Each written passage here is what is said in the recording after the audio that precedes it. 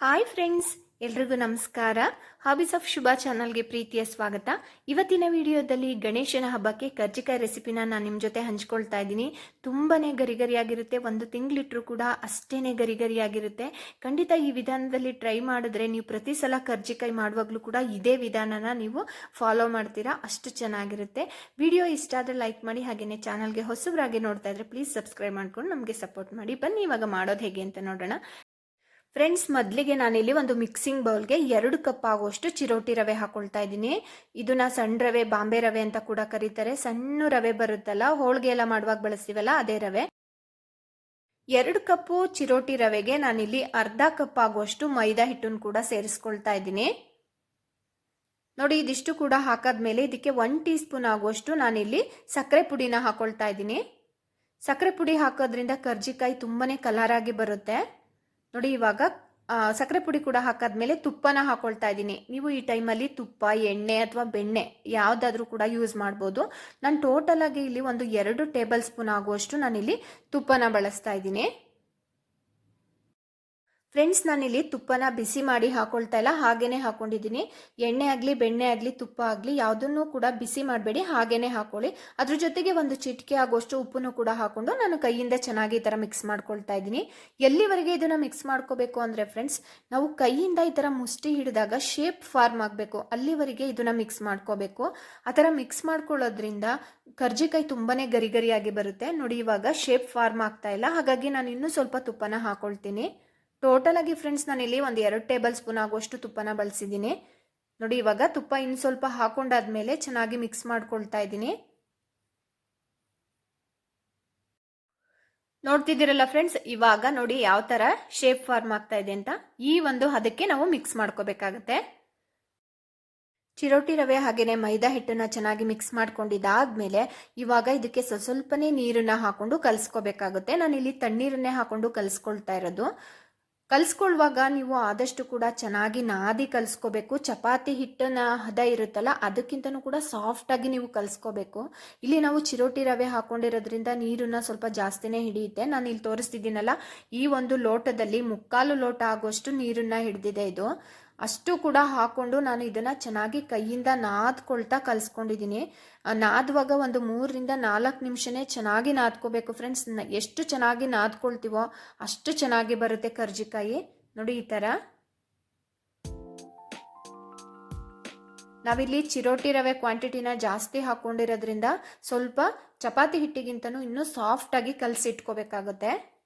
ನೋಡ್ತಿದ್ದೀರಲ್ಲ, ಇದು ಸ್ವಲ್ಪ ಗಟ್ಟಿ ಇದೆ, ಹಾಗಾಗಿ ಇನ್ನು ಸ್ವಲ್ಪ ನೀರನ್ನ ಹಾಕೊಂಡು ನಾನಿಲ್ಲಿ ನಾದಿ ಕಲಿಸ್ಕೊಳ್ತಾ ಇದ್ದೀನಿ.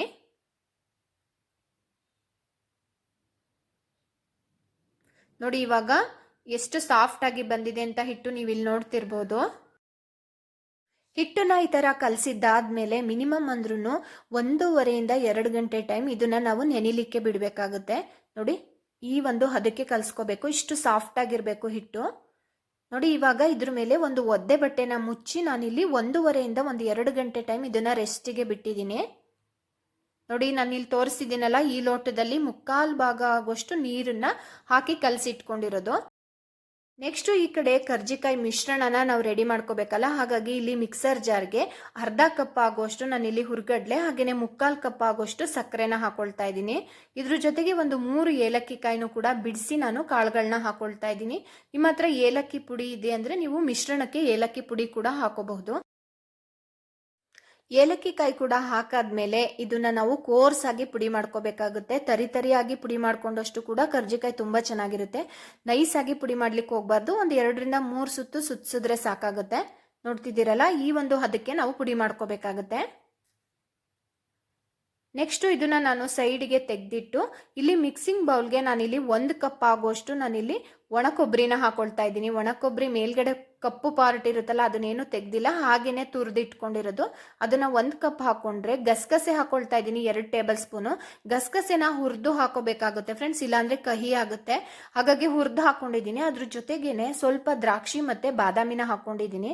ಬಾದಾಮಿ ದ್ರಾಕ್ಷಿ ಆಪ್ಷನಲ್ಲೂ, ಬೇಕಂದ್ರೆ ಹಾಕೋಬಹುದು. ನೆಕ್ಸ್ಟ್ ಪುಡಿ ಮಾಡಿ ಇಟ್ಕೊಂಡಿದ್ವಲ್ಲ ಹುರ್ಗಡ್ಲೆ ಹಾಗೇನೆ ಸಕ್ಕರೆ ಪುಡಿ, ಅದನ್ನ ಇದ್ರೊಳಗಡೆ ಹಾಕಿ ಮಿಕ್ಸ್ ಮಾಡ್ಕೋಬೇಕಾಗುತ್ತೆ. ನೋಡಿ, ಇವಾಗ ಸ್ಟಫಿಂಗ್ ಕೂಡ ರೆಡಿ ಆಗಿದೆ. ನೀವು ಈ ಥರ ಸ್ಪೂನಿಂದನಾದರೂ ಮಿಕ್ಸ್ ಮಾಡ್ಕೋಬೋದು ಅಥವಾ ಕೈಯಿಂದನಾದರೂ ಕೂಡ ಮಿಕ್ಸ್ ಮಾಡ್ಕೋಬಹುದು. ಡ್ರೈ ಫ್ರೂಟ್ಸ್ ಬದಲಿಗೆ ಎಳ್ಳು ಬರುತ್ತಲ್ಲ ಫ್ರೆಂಡ್ಸ್, ಎಳ್ಳನ್ನು ಕೂಡ ನೀವು ಒಂದು 2 ಟೇಬಲ್ ಸ್ಪೂನ್ ಆಗುವಷ್ಟು ಎಳ್ಳನ್ನು ಹುರಿದು ಕೂಡ ಆ ಒಂದು ಸ್ಟಫಿಂಗಿಗೆ ಸೇರಿಸ್ಕೋಬಹುದು. ನೋಡಿ ಈ ಕಡೆ 2 ಗಂಟೆ ಟೈಮ್ ಆಗಿದೆ, ಚೆನ್ನಾಗಿ ಹಿಟ್ಟು ಕೂಡ ನೆಂದಿದೆ. ಇದನ್ನ ಒಂದ್ಸಲ ನಾದ್ಕೊಳ್ಳೋಣ. ಈ ಥರ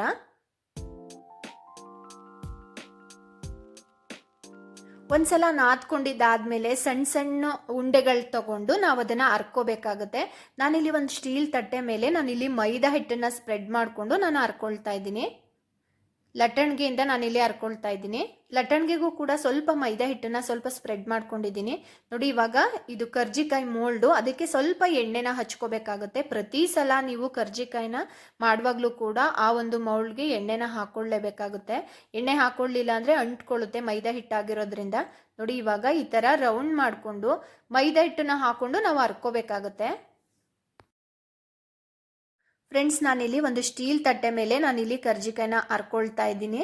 ನೋಡಿ ಸ್ಟೀಲ್ ತಟ್ಟೆ ಮೇಲೆ ಸ್ವಲ್ಪ ಮೈದಾ ಹಿಟ್ಟನ್ನ ಸ್ಪ್ರೆಡ್ ಮಾಡಿಕೊಂಡು ಮೈದಾ ಹಿಟ್ಟನ್ನ ಸ್ವಲ್ಪ ನಾವು ಯಾವುದು ಅರಿಯೋಕ್ಕೆ ಬೊಟ್ಟು ತಗೊಂಡಿರ್ತೀವಿ ಅದನ್ನು ಕೂಡ ಮೈದಾ ಹಿಟ್ಟೊಳಗಡೆ ಸ್ವಲ್ಪ ಡಿಪ್ ಮಾಡಿಕೊಂಡು ಈ ಥರ ರೋಲ್ ಮಾಡಿಕೊಂಡು ನಾವು ಹರ್ಕೋಬೇಕಾಗುತ್ತೆ.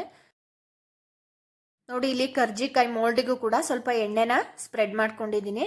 ನೋಡಿ ಇವಾಗ ಹರ್ಕೊಳ್ತಾ ಇದ್ದೀನಿ. ನೀವು ಚಪಾತಿ ಮಣೆ ಮೇಲೆ ಅಥವಾ ಸ್ಲ್ಯಾಬ್ ಮೇಲೆ ಕೂಡ ಹರ್ಕೋಬಹುದು. ಅರಿವಾಗ ಆದಷ್ಟು ಕೂಡ ತೆಳುವಾಗಿ ಹರ್ಕೊಳ್ಳಿ ಫ್ರೆಂಡ್ಸ್. ತುಂಬ ಗಟ್ಟಿ ಆಗ್ಬಿಟ್ರೆ ಮೇಲ್ಗಡೆ ಕರ್ಜಿಕಾಯಿಲಿ ಮೇಲ್ಗಡೆ ತಿನ್ನುವಾಗ ಗಟ್ಟಿ ಗಟ್ಟಿ ಅಂತ ಅನಿಸ್ತಿರುತ್ತೆ. ಹಾಗಾಗಿ ಅರಿವಾಗ ಸ್ವಲ್ಪ ತೆಳುವಾಗಿ ಹರ್ಕೋಬೇಕಾಗುತ್ತೆ. ನೋಡಿ ಈ ಥರ ಅರ್ದಿದ್ದಾದ್ಮೇಲೆ ಫ್ರೆಂಡ್ಸ್ ಇದನ್ನ ಕರ್ಜಿಕಾಯಿ ಮೋಲ್ಡ್ ಮೇಲೆ ಹಾಕೊಳ್ಳೋಣ. ಇವಾಗ ಇದಕ್ಕೆ ನಾವು ಏನು ರೆಡಿ ಮಾಡಿ ಇಟ್ಕೊಂಡಿದ್ದೀವಲ್ಲ ಸ್ಟಫಿಂಗು, ಅದನ್ನ ಒಂದು 2 ಟೀ ಸ್ಪೂನು ಅಥವಾ 1.5 ಟೀ ಸ್ಪೂನ್ ಆಗುವಷ್ಟು ಹಾಕೊಂಡ್ರೆ ಸಾಕಾಗುತ್ತೆ. ನೋಡಿ ಈ ಥರ ಮಿಶ್ರಣನೂ ಕೂಡ ಹಾಕೊಂಡಾದ್ಮೇಲೆ ಸುತ್ತನೂ ಕೂಡ ಸ್ವಲ್ಪ ನೀರನ್ನ ಹಚ್ಕೋಬೇಕಾಗುತ್ತೆ ಫ್ರೆಂಡ್ಸ್. ಜಾಸ್ತಿ ಹಚ್ಕೋಬೇಡಿ, ಜಾಸ್ತಿ ಹಚ್ಕೊಂಡ್ರೆ ಕಿತ್ತೋಗುತ್ತೆ ಅಥವಾ ಹಚ್ಕೊಳ್ದೇ ಇದ್ರೆ ಒಂದಕ್ಕೊಂದು ಅಂಟಲ್ಲ. ಹಾಗಾಗಿ ಸ್ವಲ್ಪ ಸುತ್ತನೂ ಕೂಡ ಸ್ವಲ್ಪ ನೀರನ್ನ ಹಚ್ಕೊಂಡು ನಾವು ಪ್ರೆಸ್ ಮಾಡ್ಕೋಬೇಕಾಗತ್ತೆ. ನೋಡಿ ಈ ಥರ ನೀರನ್ನ ಹಚ್ಚಾದ್ಮೇಲೆ ಈ ಥರ ಪ್ರೆಸ್ ಮಾಡ್ಕೋಬೇಕು. ಪ್ರೆಸ್ ಮಾಡ್ಕೊಂಡಿದ್ದಾದ್ಮೇಲೆ ಉಳಿದಿರೋಂಥ ಹಿಟ್ಟನ್ನೆಲ್ಲ ನಾವು ತೆಗೆದು ಬಿಡಬೇಕಾಗುತ್ತೆ. ಎಕ್ಸ್ಟ್ರಾ ಹಿಟ್ಟಿದೆಯಲ್ಲ ಅದನ್ನ ತೆಗಿಯೋಣ.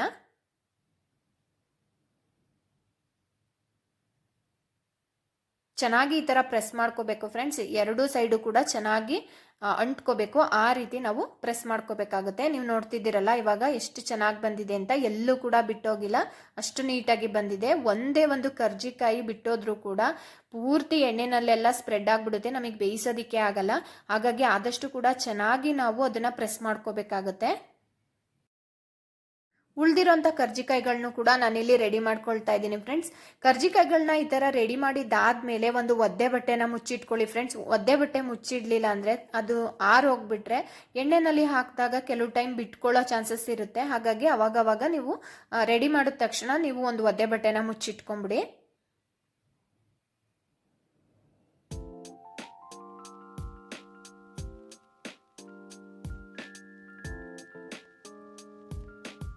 ಪ್ರತಿ ಸಾರಿ ನಾವು ಕರ್ಜಿಕಾಯಿನ ಈ ಥರ ಪ್ರೆಸ್ ಮಾಡುವಾಗಲೂ ಕೂಡ ಮೋಲ್ಡಿಗೆ ಕಂಪಲ್ಸರಿ ಎಣ್ಣೆ ಹಾಕಿರಲೇಬೇಕು. ಎಣ್ಣೆ ಹಾಕಿಲ್ಲ ಅಂದರೆ ಅದು ಮೈದಾ ಹಿಟ್ಟಾಗಿರೋದ್ರಿಂದ ಅಂಟ್ಕೊಳ್ಳುತ್ತೆ ಫ್ರೆಂಡ್ಸ್. ನೋಡಿ ಈ ಒಂದು ಹದಕ್ಕೆ ನಾವು ರೆಡಿ ಮಾಡ್ಕೋಬೇಕಾಗುತ್ತೆ. ನಾನು ಎಲ್ಲ ಕರ್ಜಿಕಾಯಿಗಳನ್ನು ಕೂಡ ಇವಾಗ ರೆಡಿ ಮಾಡಿ ಇಟ್ಟಿದ್ದೀನಿ. ನಾನು ತಗೊಂಡಂತಹ ಕ್ವಾಂಟಿಟಿಗೆ ಒಂದು 20ರಿಂದ 25 ಕರ್ಜಿಕಾಯಿಗಳಾಗಿದೆ. ನೋಡಿ ಈ ಥರ ಪೂರ್ತಿ ಕವರ್ ಆಗಿರಬೇಕು ಫ್ರೆಂಡ್ಸ್. ಕವರ್ ಆಗಿಲ್ಲ ಅಂತ ಹೇಳಿದ್ರೆ ನಾವು ಒಳಗಡೆ ಹಾಕೊಂಡಿರ್ತೀವಲ್ಲ ಸ್ಟಫಿಂಗು, ಅದೆಲ್ಲ ಎಣ್ಣೆನಲ್ಲಿ ಬಿಟ್ಕೊಬಿಟ್ಟು ಎಣ್ಣೆ ಎಲ್ಲ ಕಪ್ಪಾಗ್ಬಿಡುತ್ತೆ. ಹಾಗಾಗಿ ಕವರ್ ಆಗಿಲ್ಲ ಅಂತ ಹೇಳಿದ್ರೆ ಕರೆಕ್ಟಾಗಿ ನೀವು ಕೈಯಿಂದನೇ ಪ್ರೆಸ್ ಮಾಡಿ ಆಮೇಲೆ ನೀವು ಎಣ್ಣೆನಲ್ಲಿ ಹಾಕಿ. ನೋಡಿ ಇವಾಗ ಎಣ್ಣೆ ಕೂಡ ಮೀಡಿಯಂ ಹದದಲ್ಲಿ ಕಾಯ್ದಿದೆ. ತುಂಬ ಹೊಗೆ ಬರೋವರೆಗೆ ಕಾಯಿಸ್ಬೇಡಿ ಫ್ರೆಂಡ್ಸ್. ಒಂದು ಮೀಡಿಯಂ ಹದದಲ್ಲಿ ಕಾಯಿಸಿ ನೀವು ಕರ್ಜಿಕಾಯಿನ ಹಾಕೋಬೇಕಾಗುತ್ತೆ. ಆದಷ್ಟು ಕೂಡ ಮೀಡಿಯಂ ಫ್ಲೇಮಲ್ಲೇ ಇಟ್ಕೊಂಡು ನೀವು ಕರ್ಜಿಕಾಯಿನ ಬೇಯಿಸಬೇಕಾಗುತ್ತೆ. ನೋಡಿ ಹಾಕಿ ಒಂದು 30 ಸೆಕೆಂಡ್ಸ್ ಆದಮೇಲೆ ಈ ಥರ ಫ್ಲಿಪ್ ಮಾಡ್ಕೋಬೇಕಾಗುತ್ತೆ. ಎರಡೂ ಸೈಡು ಕೂಡ ಅವಾಗವಾಗ ಈ ಥರ ಫ್ಲಿಪ್ ಮಾಡ್ಕೊಂಡೇನೆ ನೀವು ಬೇಯಿಸ್ತಾ ಇರಬೇಕು. ಹಾಕ್ಬಿಟ್ಟು ಹಾಗೆ ಬಿಡಬಾರ್ದು, ಇಲ್ಲಾಂದರೆ ಒಂದೇ ಕಡೆ ಪೂರ್ತಿಯಾಗಿ ಚೆನ್ನಾಗಿ ಬೇಯುತ್ತೆ, ಇನ್ನೊಂದು ಕಡೆ ಬೇಯೋದೇ ಇಲ್ಲ. ಹಾಗಾಗಿ ಈ ಥರ ಫ್ಲಿಪ್ ಮಾಡ್ಕೊಳ್ತಾ ನೀವು ಬೇಯಿಸ್ಕೋಬೇಕಾಗುತ್ತೆ. ಎಲ್ಲಿವರೆಗೆ ಬೇಯಿಸ್ಕೋಬೇಕು ಅಂದರೆ ಕಲರ್ ಚೇಂಜ್ ಆಗುತ್ತೆ. ನೋಡಿ ಇವಾಗ ನೋಡ್ತಾನೆ ಹೇಗೆ ಗೋಲ್ಡನ್ ಬ್ರೌನ್ ಕಲರ್ ಬಂದಿದೆ ಅಂತ ನೀವು ಇಲ್ಲಿ ನೋಡ್ತಿರ್ಬೋದು. ಈ ಒಂದು ಹದಕ್ಕೆ ಬಂದಾಗ ಕ್ರಿಸ್ಪ್ ಆಗಿರುತ್ತೆ, ಅವಾಗ ನೀವು ಎಣ್ಣೆಯಿಂದ ತೆಗಿಬೇಕಾಗುತ್ತೆ. ನೋಡಿ ಇವಾಗ ಪೂರ್ತಿ ಎಣ್ಣೆ ಎಲ್ಲ ಸೋರಿಸಿ ನಾನು ಇವಾಗ ಕರ್ಜಿಕಾಯಿನ ತೆಗಿತಾ ಇದ್ದೀನಿ. ನೋಡಿ ಒಂದೇ ಒಂದು ಕೂಡ ಎಲ್ಲೂ ಕೂಡ ಎಣ್ಣೆನಲ್ಲಿ ಬಿಟ್ಕೊಂಡಿಲ್ಲ, ಅಷ್ಟು ಚೆನ್ನಾಗಿ ಬಂದಿದೆ. ನೀವಿಲ್ಲಿ ನೋಡ್ತಿರ್ಬೋದು ಎಷ್ಟು ಚೆನ್ನಾಗಿ, ಎಷ್ಟು ಕ್ರಿಸ್ಪ್ ಆಗಿ, ಹಾಗೇನೆ ನಾವು ಸಕ್ಕರೆ ಪುಡಿ ಹಾಕಿರೋದ್ರಿಂದ ಕಲರ್ ನೋಡಿ ಎಷ್ಟು ಚೆನ್ನಾಗಿ ಬಂದಿದೆ ಅಂತ. ನೆಕ್ಸ್ಟ್ ಸೆಕೆಂಡ್ ಬ್ಯಾಚನ್ನು ಕೂಡ ನಾನು ಇದೇ ಒಂದು ಮೆಥಡಲ್ಲಿ ಹಾಕೊಳ್ತಾ ಇದ್ದೀನಿ. ಹಾಕಿದ ತಕ್ಷಣನೇ ಅದನ್ನು ತಿರುಗಿಸ್ಲಾಕ್ಲಿಕ್ಕೆ ಹೋಗ್ಬೇಡಿ ಫ್ರೆಂಡ್ಸ್. ಹಾಕಿ ಒಂದು 30 ಸೆಕೆಂಡ್ಸ್ ಆದಮೇಲೆ ನೀವು ಅದನ್ನು ತಿರುಗಿಸಿ ಹಾಕೋಬೇಕಾಗುತ್ತೆ. ಎರಡೂ ಸೈಡು ಕೂಡ ಈಕ್ವಲ್ ಆಗಿ ಚೆನ್ನಾಗಿ ಬೇಯಿಸಿ, ನೀವು ಕ್ರಿಸ್ಪ್ ಆಗೋವರೆಗೆ ಬೇಯಿಸಿ ತೆಗಿಬೇಕಾಗುತ್ತೆ.